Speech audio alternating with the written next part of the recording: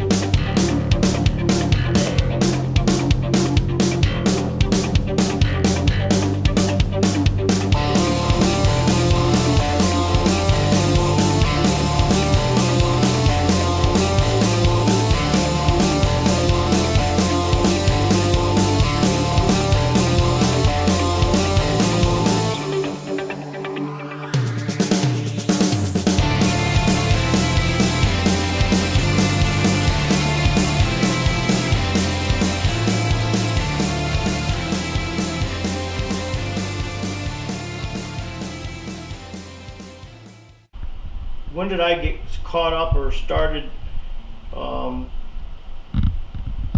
in my fitness goals? Well, I started, heck, I've been lifting off and on since I've probably been around 13. I started, the first time I actually started competing as far as bodybuilding competing was probably, I started training in, I don't remember exactly, I'm so old now, mid 80s maybe, something like that. I started training over in Ottawa at Jeff Johnson's gym and Flex Gym in Ottawa, and he taught me a lot of stuff. So then I got the bug. Obviously I started training. I had been training, like I say, throughout high school, so it was just a gradual thing, and I got the bug. It's as simple as that. It's like a drug. So I started lifting, training and stuff like that. He talked me into doing my first show. I can't remember exactly what year it was, maybe '89, something like that. So I went through all the process. I looked like shit. My first show was, like I say, I think there was like, I don't know, 16 people in my class. I think I got like 14. I was soft as a baby's butt, let's put it that way. So that was my first show. Obviously, I just didn't know what the heck I was doing. So that just made me train a little bit harder. You think you're good enough to go, and then when you get up on, you get up there and people, you stand up with the real people that are training and know what the hell they're doing, and it's a rude awakening. So I think I did another show the next year.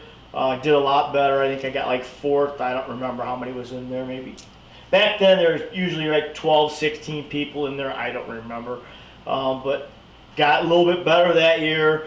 Then I did another show. Usually I did it within like 8 months or so, because it's just so much to train and get yourself up and down, It's like a yo-yo. And if you want to get any progress at all, you've got to give yourself your time to grow. So I think the next show I got fourth again. And then at that time I was in the processing. I jumped over to Streeter. I opened up my own gym. This was like early 90s, called Bodyworks Gym in Streeter. Opened up a gym there. So then I was full board training people and stuff like that. Went to Chicago, got certified. We had a big bodybuilding camp down there for 3 days. Did all that. Met a bunch of pros. Trained with a bunch of pros. Got some good stuff. I trained with Mike Matarazzo, Lee Labrada, Sean Ray. There was a lot of people down there. So we picked, they basically, you sit there in seminars, gave us all kinds of information. So then that's where I kind of got the feed for that. So then, like I say, I opened up my own gym. Me and my wife, we opened up our own gym. That was my passion. I mean, that was something I always wanted to do. So I thought, you know what, let's do it. I'm going to do another show. So I did a show that year. I think it was like 91, something right in there. I'm not 100% sure. It was so much easier doing a show because that was my full-time job. I was at the gym. So I wasn't even actually working too. So, and that show, I think I ended up getting, well, I don't think, I ended up getting third place. It was the best I'd ever looked. I could have, it was between, I mean, I could have easily had first place. But I was like 5'8", and I competing against like one guy, the guy that won it was 5'2", and the other guy that got second was 5'5". So they had a little bit more, the shorter you are, they look like they're a little bit fuller, which they were a little bit bigger than I was, but whatever. So I mean, it was a good placing. Hard work, finally, and learning stuff worked out. So that was how that got started. And then, like I said, I had Bodyworks for about 3 years, and then we had some other things come up where we ended up, my wife was losing her job or whatever, so I ended up selling Bodyworks before the insurance reasons. Like I say, well, then she ended up not losing her job. That's a long story. But and then, like I said, I've continued. I've had a couple injuries here that set me back years ago. I had a neck surgery in 2000, cervical spine fusion, and then I had that repaired, and the doctor said, "You're good to go," blah, blah, blah. So I thought, you know what? At that stage, I think I was like 36, maybe, right around that. Back then, 35 was masters. You could do a masters at 35. I always wanted to do a masters. So I thought, you know what? I'm going to start training. So I got myself up. Best shape-wise I had been in a long time, like I say, because I had this neck problem for a while. So I got around, I don't remember where I was, like around 203 or something like that, getting ready for the show. And sure enough, I blew out another disc, and this was my C4, which was above my 5-6 fusion. So that pretty much put a dagger in me there. So again, so then I went through a bunch of, depression, old BS like that. I mean, anytime you have something like that. So I went through rehab, all that BS. They didn't want me to have, I tried to stay away from the surgery again. And then in 2004, I finally had to have the surgery. I couldn't stand it any longer. So I had the surgery. So I'm fused from my 4 to my 7. And then, I'm sorry. In 2008, I had the surgery. 2004 is when I blew the disc. So 2008, I had the surgery, and I was laid up, like I say, for it seemed forever. And obviously, I wasn't training like I normally would train. So as far as size-wise, I lost quite a bit. I mean, basically everything. So I think I come back around 2010. I had 2 shoulder, found out that after that I had 2 shoulder surgeries, that my rotator cuff was destroyed, so they had to fix that. So then in 2010 I started rehabbing, coming back, went back, and I was going pretty good from 2010 to 2015, and making real good gains. I mean, I would never compete again. I've got my legs are awful, and I lost too much, I lost a lot of apathy in my triceps and stuff like that, but I just enjoyed training. So I kept with that. And then I had a lady that hit me head on in a automobile accident. I was driving actually a semi, and that screwed me up, caused me like a whiplash effect. So that screwed me up for a time a little bit there, because I was actually in pretty damn good shape before that happened. So I mean, ups and downs is just like everybody else. You gotta work through whatever ails you and try and make it up that way. So I'm blessed with a great family. I got 3 great kids, and this to me, I just enjoy doing it. It's as simple as that. Obviously at this age, I don't throw weights around or do anything crazy anymore with some of the injuries I've had, stuff like that. But I still go down there and bust my butt and enjoy it. So I'll train with a couple partners here and there, whoever. Sometimes, like I said, a lot of times I train by myself. It's easier, just in and out. I like to get in and out. Put my headset on, go in, work out, and get the hell out of there. It's just what it is. So other than that, I mean, I've been doing it, like I say, for a long time. God forbid I don't know everything, but I know a lot. I've experimented a lot. I've trained probably 5 or 6 people for shows off and on within those, when I had Bodyworks and stuff like that. And then so I mean, it's just always been a lifestyle for me. So I mean, people say, "Why, Jesus Christ, you need to, you need to quit doing it." I said, "Dude, you'll bury me doing this. I just enjoy doing it. I mean, it's just like, it's a hobby for me. If I'm not fishing, if I'm not hunting, I'm lifting. So now, I lost some years because of my kids. I traveled baseball, coached, all that stuff. So, bodybuilding per se, bodybuilding is a very selfish sport. You've got it's all you. So when I had my first son, it was time to be a father. It's as simple as that. So I had to put my kind of stuff on hold and do what I'm supposed to do. So that, and I enjoyed it. So like I said, I have 3 kids, 3 great kids growing up. Been lucky, blessed. They're all successful. I have a great wife, great house. Everything's. I can't ask for more. As far as how things have worked out. I've been married for 34 years now.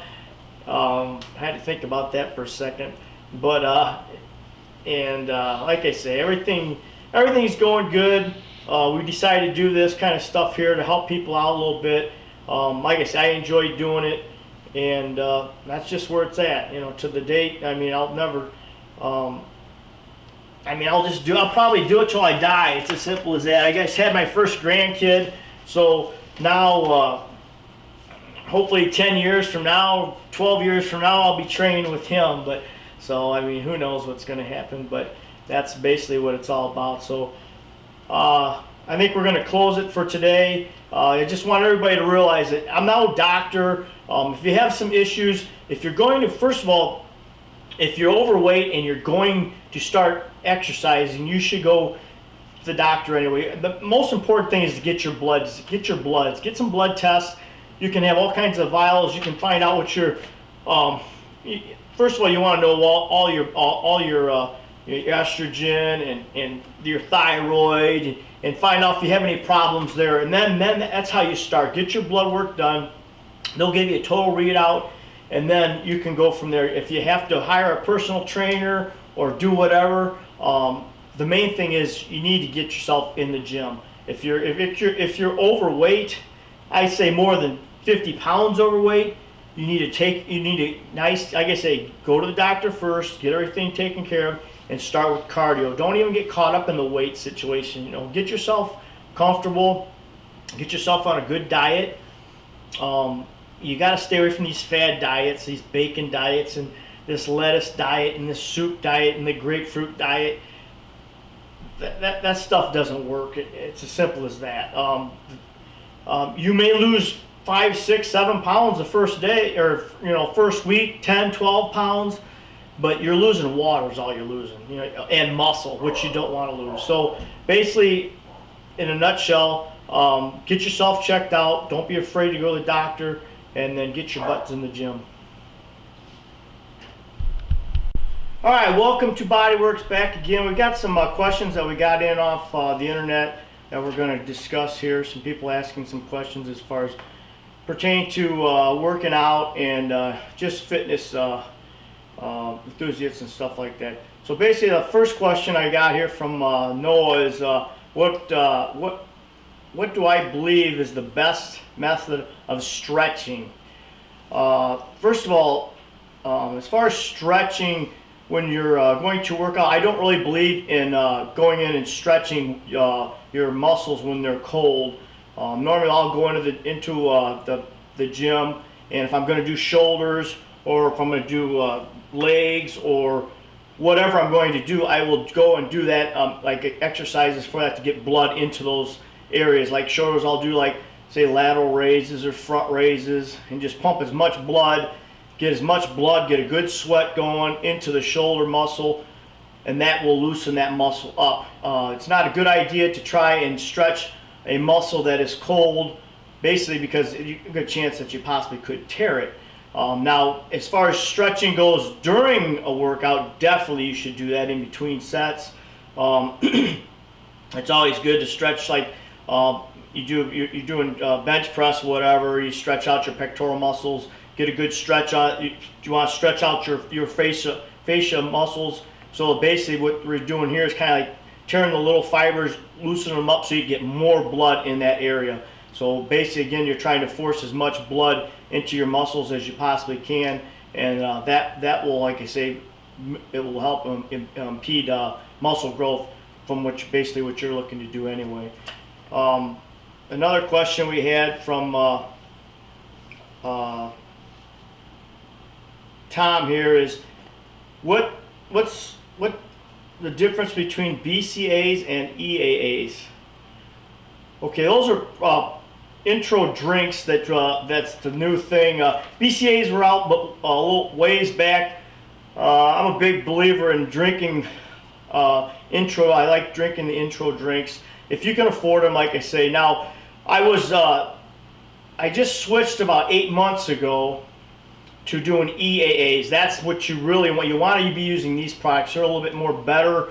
Like I said, that's your essential amino acids. You're getting your essential amino acids instead of just the BCAAs, which is a couple amino acids. So basically, but the BCAAs are so popular. I mean, that stuff's like flying off the shelves. And now, with the studies, if you really want to know anything about it, if you Google, go up and Google EAAs compared to BCAAs, there's some real good information on the internet explaining, like I say, EAAs, when you take that, while you're taking that through your workout, sipping on it, drinking, it's just like you fill it with water, and it's your essential amigos. What happens, what that's supposed to do is it pertains to muscle soreness. Like, it's supposed to help you recover quicker, so the following day you're not going to have the muscle soreness that you would without them, which is, there's proven studies for it. But like I say, I'm not going to go into all the details as far as that, but there's some good stuff on the internet. I think Stephen Ward, I can't remember the guy's name. I read a real good article on it. But if you're going to buy a product, like I say, I will go and do the EAAs. I use Jeff Long's EAAs. I've also used Primal Fears. They're good EAAs. Granite Supplements has got some real good EAAs. I mean, it's a preference type thing. They got all kinds of different flavors. But you drink that, like I say, during your workout, instead of drinking water. You can drink water too, but in that time also you're getting the EAAs, and plus you're keeping yourself hydrated. That's the difference between them. So if you're doing the BCAAs, I would go finish out your tub of BCAAs, and then the next time you order your products or whatever you decide to, when you do that, then I would definitely try the EAAs and see. I'm telling you from experience, I switched out about 8 months ago. I've seen a big difference in it. You feel fuller. After your workout, you get better pumps and stuff like that. So it's just something to try. I'm definitely a believer in the EAAs. Okay, let's see. This one's from Kyle. What age is the best age for a young kid to start training? Okay, as far as training, now kids, I mean, nowadays sports are crazy. These kids are traveling at 7, 8 years in baseball, and I mean, it's crazy how the sports have gotten out of control. As far as, I mean, it's good for the kids to keep them active, but it's just crazy they're starting as young as they're starting. And now, as far as the weights go, now say at 8, 9, 10, right in that area, I would, my suggestion would be, you're basically going to do body weight stuff. You do a lot of push-ups, Push-ups would never hurt you. Chin-ups, pull-ups, you can do, you know, stairs, that kind of stuff. And that way it's not going to go into a part where possibly could, you know, there's studies that it could possibly stunt your growth if you try to start throwing a bunch of, you know, heavy weights around when your body's not capable. I mean, not saying it's capable. There's plenty of kids that possibly could do that kind of stuff, but you know, some of the stuff, like I say, might be harmful to your growth plates or stuff like that at that age. Now, not saying that some kids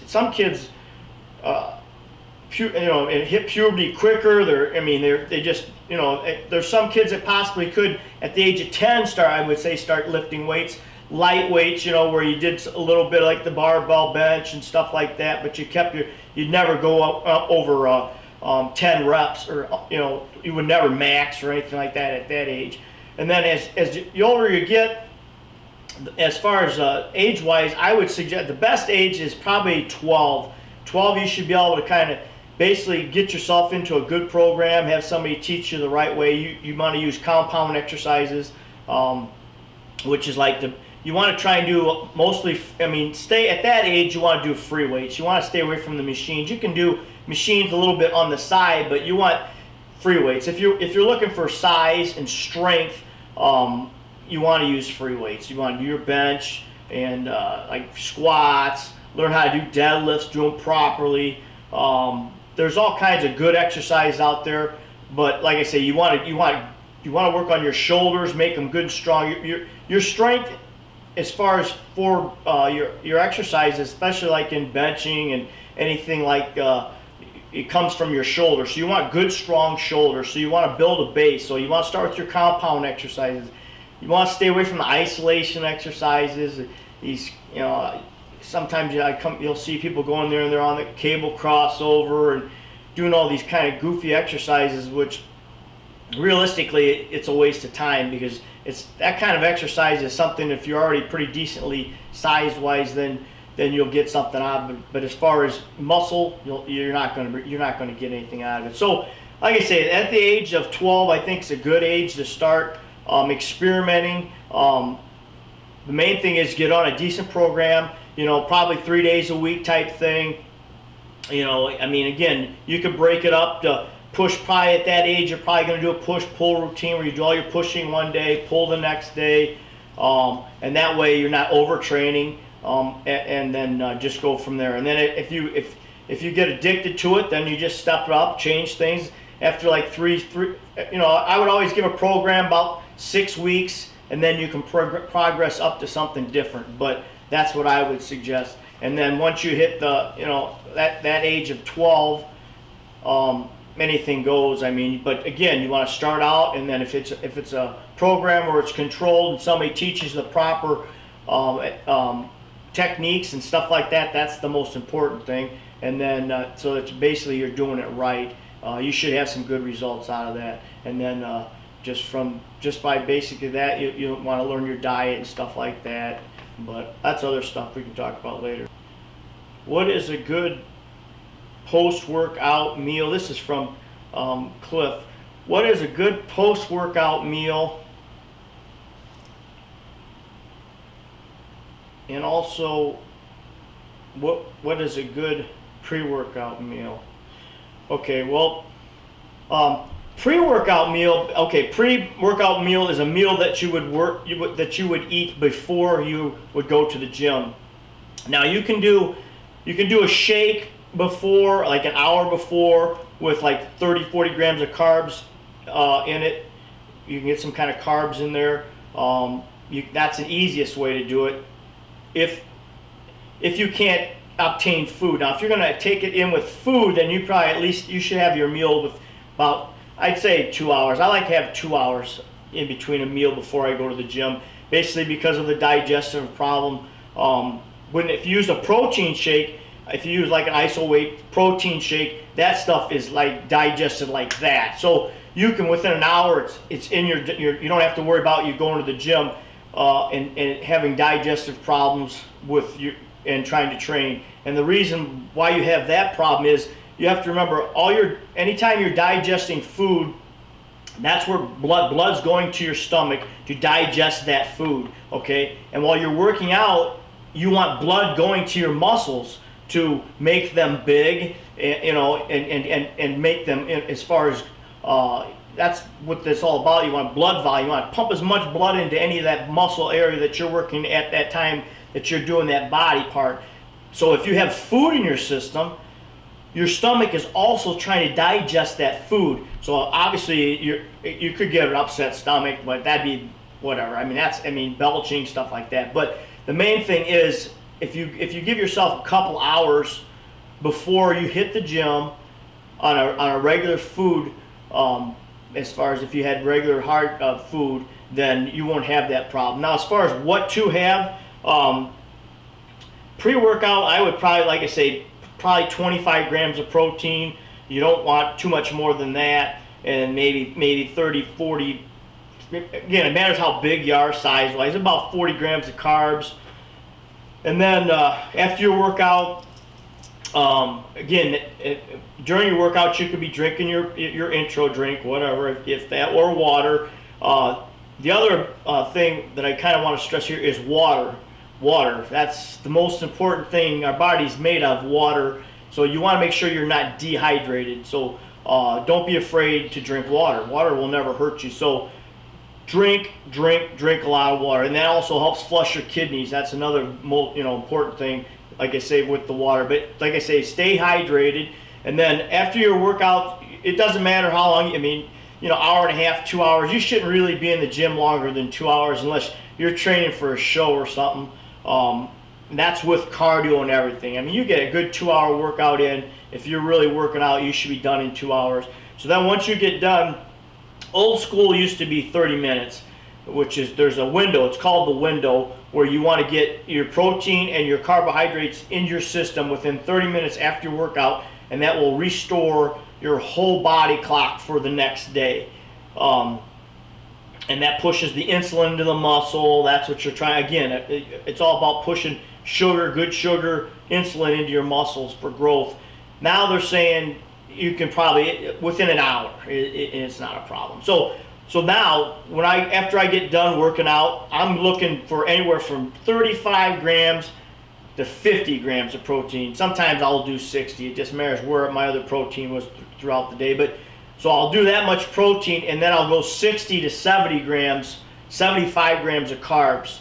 Now, where this is simple sugar carbs, okay? This is like, if you're going to eat food afterwards, it's like white rice. It's just white rice. It's real simple. Process is real fast.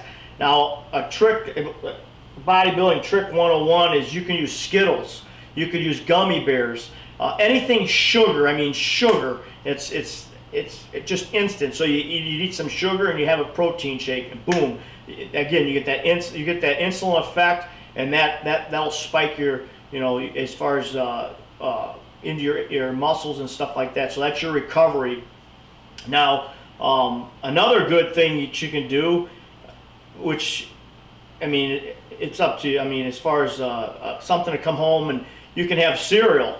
You get yourself your milk. Put your milk in with. I'll mix up 40 grams of protein in the milk, shake it up, whatever, and then I'll use toasted cinnamon crunch or Cheerios, but toasted cinnamon crunch I like the best, and I'll pour that on that. That's another real good post. And it's funny as it seems, but that's what as far as sugar, anytime, this is the time you want this type of sugar. Any other time you don't want this type of sugar. But then, like I say, as far as result-wise, that's what you would do, and that will help. Like I say, your body clock for the next day. And then after that, within an hour, say hour and a half, then you want to have a regular meal. Or like I say, if a person that come home, after you work out, then you can have your meal. If you want to have chicken or whatever you want to have, whatever you're going to have, rice. But again, you want to have a simple complex carb, which would be like not brown rice, but white rice or some type of potato, white potato, and that way it's absorbed real fast in your bloodstream. Excuse me. That's the basically easy way to do it. And then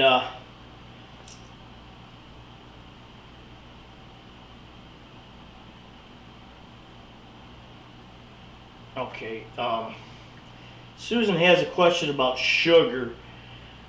Uh, Sugar is probably the worst thing for you out there, to be honest with you. Sugar is something that people don't realize. Sugar is probably one of the worst things that you possibly can have, and it's hard to get out of it. But that, like I say, like if you're trying, especially if you're trying to lose weight, people don't realize, like pop is like one of the worst things. There's so much sugar in a regular straight can of pop, it's unbelievable. And same way with Diet Coke. Diet Coke, I mean, it's obviously it's diet, but it still gimmicks the sugar. So it's kind of a catch-22 type thing. It's better than a regular can of pop as far as the sugar, but then they say it's worse for you for health. So I mean, it's a catch-22 type thing. But the main thing is to try and eliminate sugar out of your system. Like any sweets, donuts, any of that stuff. Basically what that does is, what sugar does is it messes with your pituitary gland. So if you're taking too much sugar, you can't process all that sugar that you're taking in. So then what it does, your insulin, it pushes it into your fat cells, and that's where it just lays there because you're not burning it. So the best thing to try and do is try and eliminate as much sugar as you can. Try and eat clean, processed, your whatever. You can eat chicken, fish, whatever you like, tuna, steak. You can eat steak. There's no problem with that. Lean hamburger. The only thing about steak is it is harder on the digestive system. Everybody knows that. It takes a lot longer. I would never have steak right before I'm going to go work out because it takes frickin' forever for a steak to digest. But as far as health benefits, yeah, there's nothing wrong with steak. Some people don't like it. Hey, that's fine. Then you can get away from whatever you want to eat. But as far as the sugar, you've got to eliminate your sugar intake if you want the results. Especially if you're trying to lose weight, that's definitely a killer of sugar. It's a silent killer of everybody because then with diabetes and all that possibility stuff too. So that's one thing. Sugar is not good for you at all. Tom says he's trying to gain weight. Okay, 6'2", 175 pounds, and he's trying to gain weight. He's been training for 3 years, and he just can't gain any weight. He's taking in about 200 grams of carbs, 1 pound per body weight, so he's taking 175 grams of protein. Well, I can't really tell you 100% because I don't know what you're eating, how you're training, or whatever. But it sounds like to me that you're not taking in enough calories. The protein isn't that bad. 175 grams, you can go up to 1.5, but the carbs, you definitely need to raise your carbs if you're trying to put on weight. 200 grams of carbs ain't nothing. That's almost carbs. Going on a carb diet or whatever. Mm-hmm. So you definitely want to increase your carbs. Your carbs is what's going to put some weight on you. That's what you want to do, is increase your carb. Plus your fats, you want to have healthy fats. Your oils, macadamia nut oil, coconut oil, olive oil, whatever you like. Almond butter, you can use that. Almond milk. Get almonds themselves. I like pumpkin seeds. I eat those a lot.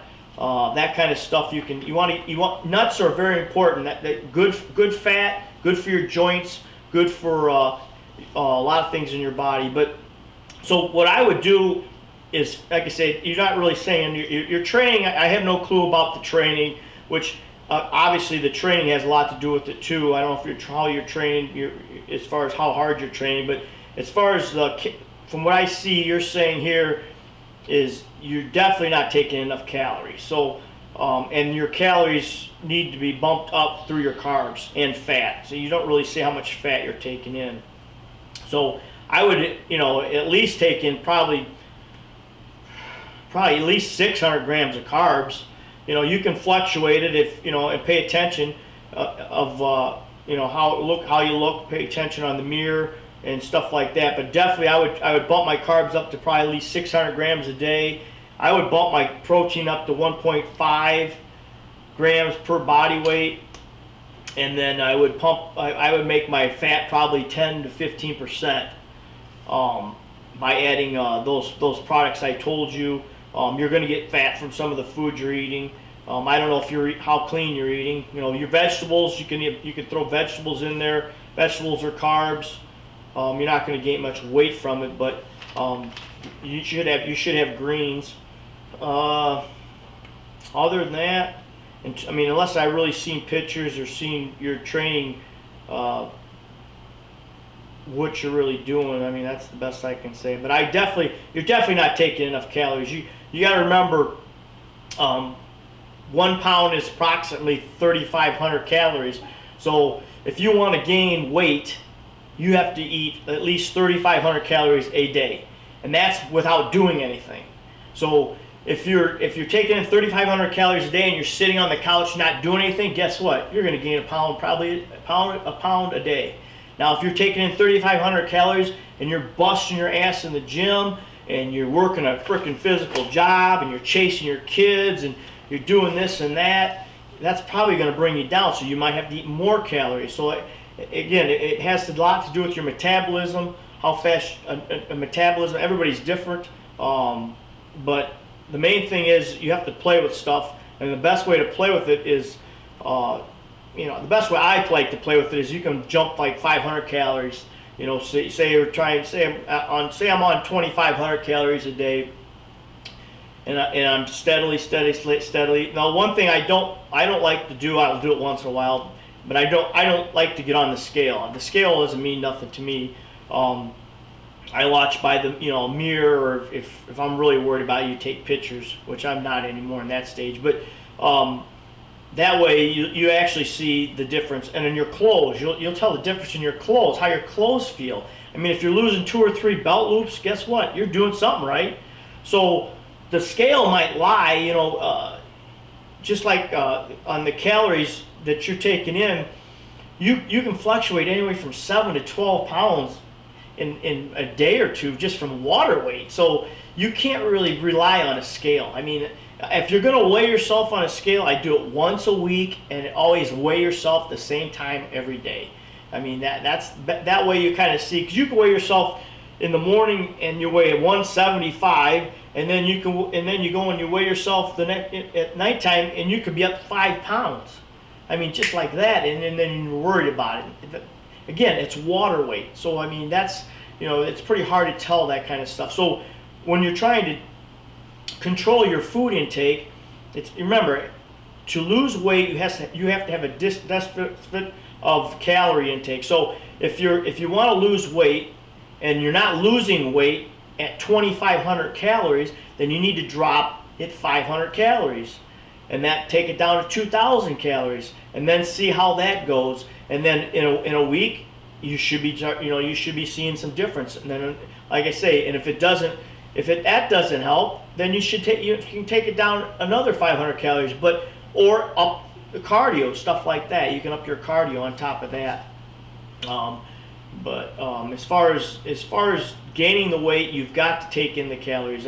I can't stress that enough. People, you know, that's a lot of people ask about gaining weight, and oh yes, I eat so much food. Well, that you may think you're eating a lot of food, but if you were eating a lot of food, believe me, you'd be gaining weight. Your body is like a sponge, and it's going to suck all that stuff up. And if you're bringing in if you're bringing in a surplus of calories in your system, you're going to gain weight. If you're not, you're either going to stay the same or you're going to lose weight. It's as simple as that. I mean, I can't express it more than that. So if you're not happy with your results, increase your calories, and like I say, you can get yourself a trainer or whatever, and see if that helps you out or whatever. If you can't figure out, you can weigh your food. I mean, there's all kinds of different ways you can do it. But the main thing is you should chart what you're eating, write everything down, keep track of it, and then you can get a book and see where your calories are at or whatever. Heck, nowadays everything's digital, so I mean, all you gotta do is push a button and you can figure out how many calories is in a piece of chicken, how many calories how many calories come from protein, carbs, all that stuff. But that, like I say, is something that it can easily be done. So you just have to kind of critique things a little bit. But the main thing of that question is you've got to increase your calories, increase your carbs, and then see how that works out.